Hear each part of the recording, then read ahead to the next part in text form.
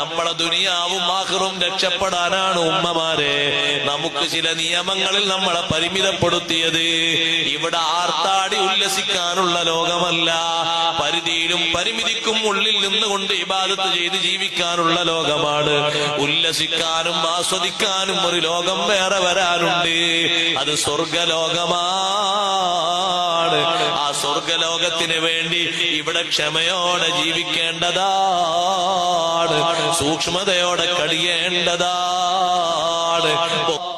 സങ്കടത്തോടെ ഞാൻ പറയട്ടെ, നമ്മുടെ കുടുംബങ്ങളിൽ ഒത്തുചേർന്ന പല കുടുംബക്കാരും പെരുന്നാളിലോ റമളാനിലോ മറ്റു സദ്യകളിലോ ഉണ്ണാനിരിക്കുമ്പോ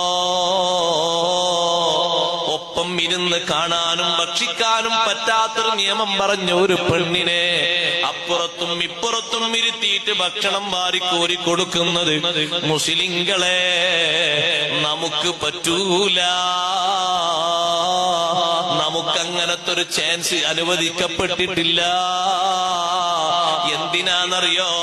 സ്വന്തം ഭർത്താവ് അപ്പുറത്തുണ്ടെങ്കിലും ഏതെങ്കിലും ഒരു പെണ്ണിന്റെ ദൃഷ്ടിയില് ആ ഭർത്താവിനെക്കാളും സ്നേഹവും സന്തോഷവും സുകുമാരിതയും മറ്റൊരാളെ കണ്ണിലങ്ങ് വന്നുപോയാൽ അതുവഴി നമ്മളോടുള്ള സ്നേഹവും സൗന്ദര്യവും സൗരഭ്യവും നമ്മളോടുള്ള സമ്പർക്കവും കുറവ് വന്നുപോയാൽ അത് നമ്മുടെ മക്കളെ ബാധിക്കും, നമ്മുടെ പേരമക്കളെ ബാധിക്കും, അവരെ സ്നേഹത്തിനെയും പരിചരത്തെയും ബാധിക്കും, എല്ലാ തലങ്ങളെയും ബാധിക്കും.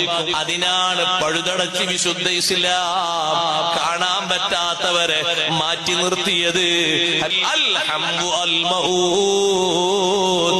ഭർത്താവിന്റെ അടുത്ത ബന്ധുക്കളായ ആളുകളോട് ഭർത്താവിനോട് ബന്ധം പുലർത്തുന്നത് പോലെയുള്ള ബന്ധമില്ലേ? അൽ മൗതു, അത് മരണതുല്യമാ. ആത്മഹത്യകൾ കേൾക്കാറുണ്ടോ? മറ്റു സന്ദർഭങ്ങളിൽ പോയി മരിക്കുന്നത് കേൾക്കാറുണ്ടോ? ചാടി അകലുന്നത് കേൾക്കാറുണ്ടോ? പല നിമിത്തങ്ങളും പല രൂപത്തിലും പറഞ്ഞേക്കുമെങ്കിലും ഒരു കാരണം ഇതുകൂടിയുണ്ട്. ജീവിതം അവസാനിച്ച എത്ര കഥകളുണ്ട്, എത്ര കഥനക്കഥകളുണ്ട്. ഞാനൊന്നും വിശദീകരിക്കുന്നില്ല. നിയമവിഷയങ്ങളിൽ നിന്ന് നമ്മൾ മാറ്റം ചെയ്തേക്കരുത്. ഒരു കല്യാണങ്ങളും ഒരു സദസ്സിലും ഒരു സൽക്കാരങ്ങളിലും മാറ്റം വരുത്തരുത്. ഒരു യാത്രകളിലും നമ്മൾ മാറ്റം വരുത്തി പോകരുത്.